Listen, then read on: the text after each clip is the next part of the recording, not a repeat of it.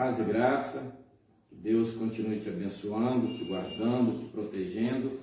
Hoje nós vamos estudar o livro de 2 Reis, no capítulo 10. Esse livro, ou melhor dizendo, esse capítulo foi escrito 884 anos antes de Cristo. E nós vamos, na medida do possível, estar lendo os versículos e tentando explicar da melhor forma possível, versículo por versículo. E você vai receber a sua bênção através dessa palavra, que essa é a palavra de Deus, a palavra que cura, a palavra que liberta, a palavra que salva, tá certo? E Deus, por certo, irá falar com você através dessa palavra. E a partir aqui do primeiro versículo, a gente vai relatar que Jeú mata os filhos de Acabe. E tudo tem um porquê, que Deus permitiu que isso acontecesse. E o versículo 1 do capítulo 10, do 2 Reis, diz da seguinte forma: E tinha Acabe em Samaria 70 filhos, e escrevendo cartas, Jeú as enviou a Samaria, aos principais de Jizreel, aos anciões e aos tutores dos filhos de Acabe, dizendo... E antes de nós continuarmos aqui para o versículo 2, nós vamos tentar explicar o versículo 1. Abrimos um parênteses aqui para te explicar que a palavra filhos, no hebraico, que se usa também para designar os netos e ainda bisnetos, a maioria destes provavelmente se refere aos seus netos. Entretanto, Acabe mostrava que ele estava fazendo tudo dentro de seu poder para continuar na sua dinastia. Aí Jizreel é o lugar da cena, o lugar da cena do assassinato cruel de Nabote. E seus filhos, como também agora veio a ser teatro da justiça, ira de Deus sobre os assassinos de Nabote. Aqui se pode aprender algo de como Deus considera o pecado e o julga. Se em sua graça benigna ele demora o julgamento, esta longanimidade acentua o terror da ira divina. Então, em harmonia com isto, quão atroz é a opressão no livro de Apocalipse. A ira do cordeiro, não a ira do leão, e sim a ira do cordeiro. Não é? Então, essa é a explicação do versículo 1, que nós agora acabamos de ler. Agora, dando continuidade, versículo 2. E logo, esta carta chegou a vós, os que têm os filhos de seu senhor, e os que têm os carros e os cavaleiros, a cidade fortificada e as armas. Olhai qual o melhor e o mais reto dos filhos de seu senhor, e ponham no trono de seu pai, e lutai pela casa de vosso senhor. Mas eles tiveram grande temor e disseram: Eis que 2 reis não puderam resistir. Como poderemos resistir-lhes nós? Esse aqui é o versículo 4, que a gente entende que os reis aos quais se refere aqui são Jorão, Acaz, que confrontaram Jeú, encontraram as suas mortes. Versículo 5 a seguir. Versículo 5, e o mordomo, e o presidente da cidade, e os anciões, e os tutores, enviaram a dizer a Jeú: Teus servos somos, e faremos tudo o que nos mandar. Não escolheremos por rei a ninguém, tu farás o que bem parecer. Ele então lhes escreveu por segunda vez, dizendo: Se forem meus e querem me obedecer, tomai então as cabeças dos filhos dos homens de vosso Senhor, e venham amanhã, a estas horas, a mim, a Jizreel. Os filhos do rei, 70 homens, estavam com os principais da cidade que os criavam. Então aqui, nesse versículo 6, Giseel estava a não mais de 32 quilômetros, né? Ou melhor dizendo, 20 milhas de Samaria. Essa era a distância. Agora o versículo 7, Deus continua falando. Vamos tirar a lição desta palavra, né? Cada versículo nós podemos tirar uma lição para nossas vidas. Nós podemos tirar a lição para o século que nós estamos vivendo, né? O mal que está assolando a humanidade e como Deus trata com essas pessoas maldosas. Versículo 7. E quando as cartas chegaram a eles, né, tomaram os filhos do rei e degolaram 70 homens e puseram as suas cabeças em cestos e as enviaram a Giseel. Então, no versículo 7, a gente entende aqui que Jeú lhes havia dito que deviam trazer as cabeças, né, pessoalmente a ele. Mas esta era uma degradação, né, a qual eles não quiseram submeter-se. Então, eles, portanto, enviaram as cabeças por mensageiros de sua confiança. O versículo 8. E veio um mensageiro que lhe anunciou, dizendo: trouxeram as cabeças dos filhos do rei, e disse ele: ponham-nas em 2 montões à entrada da porta até amanhã. Aí nós abrimos um parênteses aqui para explicar o versículo 8. Nós entendemos que assim todos que entrassem na cidade ou saíssem, as vissem, não é? E assombrados por este espetáculo espantoso, inquiririam e se inteiramente da verdade. Não era para chamar a atenção mesmo das pessoas. O versículo 9. Vinda a manhã, saiu ele, e estando em pé, disse a todo o povo: vós sois justos? Eis que eu conspirei contra o meu Senhor, e lhe feri de morte. Mas quem matou a todos estes? Então, o versículo 9, nós entendemos que, no sentido político, Jeú procura absolver da culpa, né, com respeito às mortes desses indivíduos. É o que nós entendemos do versículo 9. Versículo 10. Saibam agora, pois, que da palavra do Senhor que foi falada sobre a casa de Acabe, cairá em terra, porque o Senhor tem feito o que disse através de seu servo Elias. Então aqui, o versículo 10, a gente entende que Jeú declara que os que tinham sido feitos, foi feito segundo a palavra do Senhor. Versículo 11. Matou então Jeú a todos os que tinham ficado da casa de Acabe em Giseel, e a todos os seus príncipes, e a todos os seus familiares, e seus sacerdotes, até que não ficou nenhum. Então aqui no versículo 11 a gente entende que a facção inteira de Acabe foi apagada, né? Então toda a descendência daquele homem, toda aquela facção cessou a partir aqui até o que nós entendemos do versículo 11. Então agora nós vamos para o versículo 12 e nós entendemos aqui que a partir do versículo 12 Jeú mata os príncipes de Judá, descendentes da filha de Acabe. Então vamos à palavra de Deus. Essa explicação está entre o versículo 12 e o versículo 14. Então se levantou dali e veio a Samaria, a capital de Israel.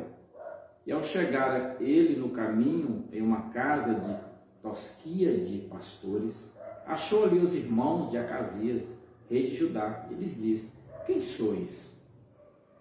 E eles disseram: somos irmãos de Acasias, né? A gente abre um parênteses para dizer que tinha sido rei de Judá.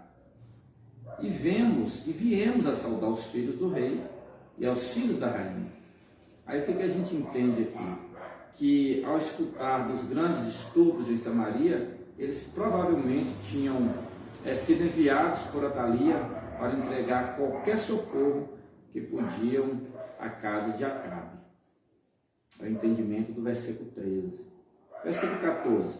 Então ele disse: prendei os vivos, e depois que os tomaram vivos, mataram-nos junto ao poço da casa de Tosquia, 42 homens, sem deixar nenhum deles. Então esse versículo 14 aqui, além disso, esses eram também descendentes de Acabe. Então não ficou ninguém, nenhum descendente. A partir do versículo 15, o restante da casa de Acabe, que nós vamos falar, são mortos por Jeú em Samaria, como o Senhor instruiu. Então essa vai ser a explicação agora a partir do versículo 15. E quando ele se foi dali, se encontrou com Jonadab, filho de Recabe, e depois que o tinha saudado, disse-lhe: é reto o teu coração, como o meu é reto com o teu?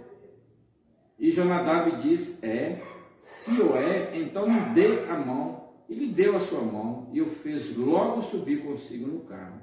Então aqui nós entendemos que Jonadab era o fundador da seita dos Recabitas, baseado em Jeremias no capítulo 5, que ele se reuniu em afinidade com Jeú. Versículo 16. E lhe disse: vem comigo e verás o meu zelo pelo Senhor. E o fez que subisse com ele em seu carro. Então, Jonadab fez que Jeú subisse no seu carro. Aí nós vamos explicar o versículo 16, que a gente entende que o homem pode ser muito zeloso por Deus, não é? Como Jeú, e ainda não lhe conhecer. Mas esse zelo só foi até onde lhe convém, segundo os seus interesses pessoais ou as suas buscas religiosas, não é? E políticas. Então o zelo de tais pessoas somente dura enquanto lhes convém, segundo os seus propósitos. Então a gente tira essa lição aqui do versículo 16, né? Ele disse: vem comigo e verás o meu zelo pelo Senhor, e o fez que subisse com ele em seu carro. Então a gente vê aqui interesses políticos particulares, e Deus, ninguém engana Deus com esse zelo falso, não é? Para que nós sejamos verdadeiros, nós sejamos sinceros, porque o próprio salmista Davi falou que o zelo pela casa de Deus, pela casa do Senhor, o consumia. Nós venhamos ter esse mesmo sentimento pelo zelo da casa de Deus. Aí o versículo 17: e logo que Jeú veio a Samaria, matou a todos os que tinham ficado de Acabe em Samaria, até extirpá-los, conforme a palavra do Senhor, que tinha falado por Elias. 1 Reis, no capítulo 21. Elias proferiu essa mensagem. A partir do versículo 18, Jeú mata aos que cultuam a Baal. Então aqui vai ter um tratamento de Deus também. E Jeú ajuntou a todo o povo e lhe disse: Acabe serviu pouco a Baal, mas Jeú o servirá muito. Então, nós entendemos que provavelmente até aí, nenhuma suspeita havia na mente do povo que Jeú seria menos zeloso como adorador de Baal que os seus antecessores. Nós entendemos do versículo 18. Vamos dar continuidade a partir do versículo 19. Me chamem, pois, agora a todos os profetas de Baal e a todos os seus servos e a todos os seus sacerdotes, que não falte nenhum, porque tem um grande sacrifício para Baal. Qualquer um que faltar não viverá. Isso fazia Jeú com astúcia, para destruir aos que honravam a Baal. Aqui a gente entende que a astúcia era uma característica de Jeú, que sempre preferiu chegar aos seus propósitos por atitudes ardias e diretas. Versículo 20. E disse Jeú: santificai um dia solene a Baal, e eles convocaram. O versículo 20 a gente entende que não havia oposição contra o desejo do rei. Então, entretanto, não tinham ideia alguma do que ele estava para fazer. Versículo 21. E enviou Jeú por todo Israel, e viram todos os servos de Baal, e não faltou nenhum que não viesse. e entraram no templo de Baal, e o templo de Baal se encheu de um lado ao outro. Aí, o que acontece? Acabe tinha construído um templo a Baal em Samaria pouco depois do seu matrimônio com Jezabel. Não é? Primeiro Reis, está registrado no Primeiro Reis no capítulo 16. E então, portanto, foi ali onde eles se reuniram. Versículo 22. Então disse ao que era o responsável pelo cargo das vestimentas: tira as vestimentas de todos os servos de Baal. E ele lhes tirou para fora as vestimentas. A explicação do versículo 22, o que tinha o cargo das vestimentas obedeceu à ordem que foi dada e arrumou as vestimentas de todos os adoradores, quaisquer que fossem essas vestimentas. A explicação do versículo 22. Dando continuidade, versículo 23 a seguir. E entrou Jeú com Jonadab, filho de Recabe, no templo de Baal, e disse aos seus de Baal, aos servos de Baal: olhai e vede que, casualmente, não haja aqui entre vós algum dos servos do Senhor, a não ser somente o servo de Baal. E quando eles entraram para fazer os sacrifícios e holocaustos, Jeú da parte de fora preparou 80 homens, e lhes disse: qualquer que deixar vivo algum daqueles homens que eu entreguei em vossas mãos, a sua vida será pela do outro. E depois que acabaram eles de fazer o holocausto, Jeú disse aos da sua guarda e aos capitães: entrai e matem-os, que não escape nenhum. E os feriram ao fio da espada, e os deixaram estendidos, os da guarda e os capitães, e foram até o lugar mais interior do templo de Baal. Então eles mataram, se meteram no santuário interior, eles entraram naquele santuário onde estava aquele povo reunido. Versículo 26. E retiraram dali as estátuas da casa de Baal e as queimou. Então a gente entende aqui que era o propósito, que é o versículo 26, vou repetir para a gente explicar melhor.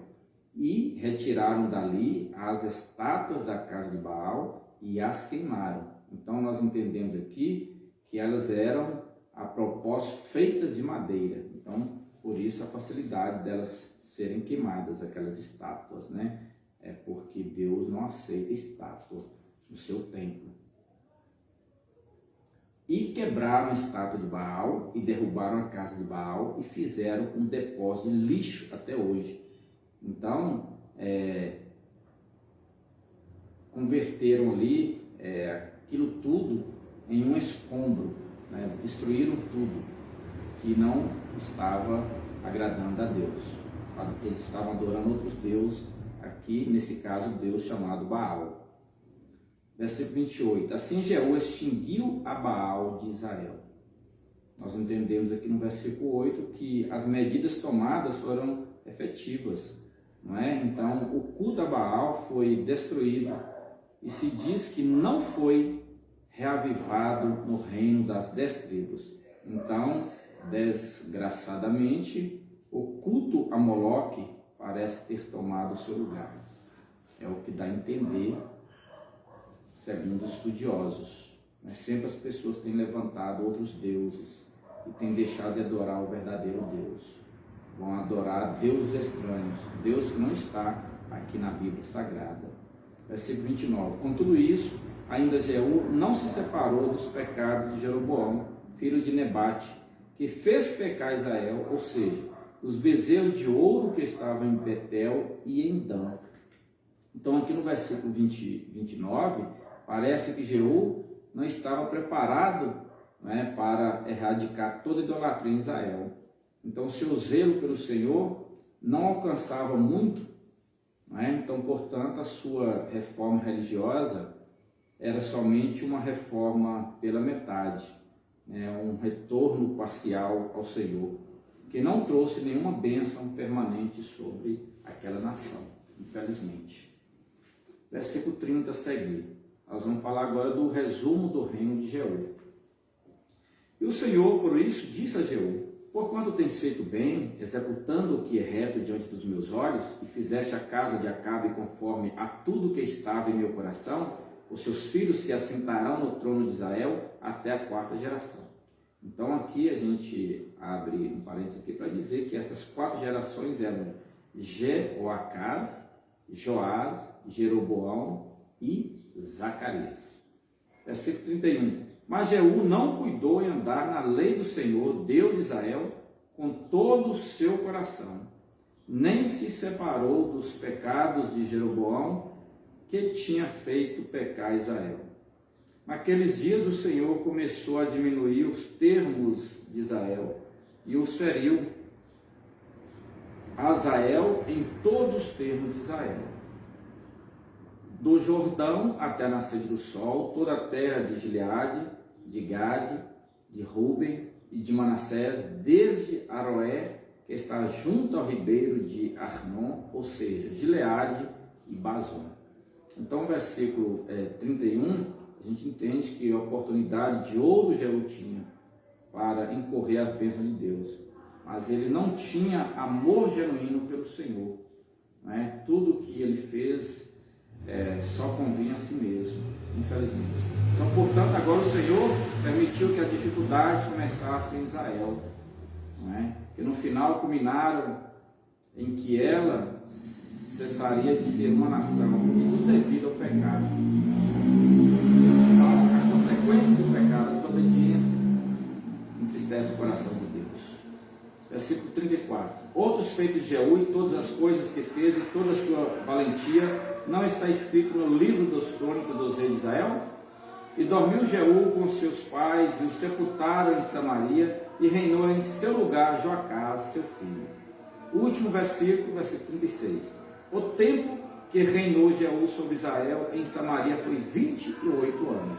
Então, finalizando aqui, a gente entende no versículo 36, né, o reinado de Jeú foi o reinado mais longo de um rei Israel, né, exceto de Jeroboão II, né, que se fala no versículo 14, versículo 23, de ter reinado 41 anos. Então, os reinados dos reis de Judá parecem, por regra geral, foram de mais larga duração. Então, de fato, nem sequer só rei da confederação norte de Israel é dita pelo Senhor e ter sido justo. Essa é a explicação do versículo 36. Então, nós terminamos aqui o capítulo 10 de 2 Reis. Que Deus, em Cristo Jesus, continue te abençoando poderosamente, te guardando, te prosperando, e que nós possamos viver a palavra que salva, a palavra que liberta, a palavra que cura. Então, nós vamos deixar aí na descrição os contatos, né? Nós estamos orando pelas famílias, nós estamos buscando ajudar as famílias através da oração, da palavra de Deus, essa palavra que salva, a palavra que liberta, a palavra que cura. Então, nas suas dificuldades, procura a igreja, vai ler a Bíblia, vai estudar a Bíblia. Toda a profecia está aqui, já foi revelada, Deus já falou conosco. Então vamos orar. Querido Deus, eterno Pai, agradecemos ao Senhor por essa maravilhosa, rica oportunidade que o Senhor nos proporcionou. Abençoe essa pessoa que está ouvindo ou vendo. Meu Deus, que ela seja impactada, que seja curada, que seja abençoada, que seja, meu Deus, liberta de todo mal, de toda maldição. Nós repreendemos toda obra de feitiçaria, macumbaria. Nós repreendemos, meu Deus, tudo aquilo que não provém do Senhor. Que nós possamos ser verdadeiros adoradores, aqueles que o adoram em espírito e em verdade. Que Deus continue te abençoando, te guardando, te protegendo. Até o próximo vídeo, até a próxima palavra, porque quem é de Deus, ouve a palavra de Deus. Um grande abraço, um beijo no seu coração. Até o próximo.